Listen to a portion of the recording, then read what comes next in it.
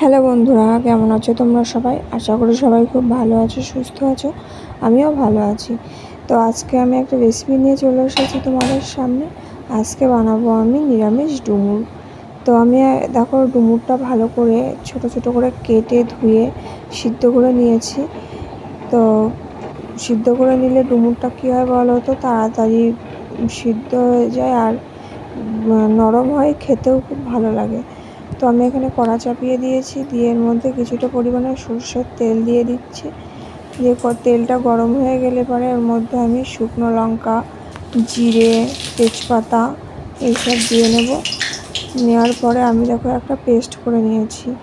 জিরে, আদা, গোলমরিচ, শুকনো লঙ্কা দিয়ে আমি একটা পেস্ট করে নিয়েছি। সেই পেস্টটা দিয়ে দিয়েছি, তার মধ্যে একটু টমেটো আর টক দই দিয়ে দিলাম। একটু ভালো করে নাড়াচাড়া করে নিয়ে তার মধ্যে ডুমুরটা দিয়ে দেবো। ডুমুরটা দিয়ে দেখো এখানে আমি হালকা নাড়াচাড়া করে নিচ্ছি।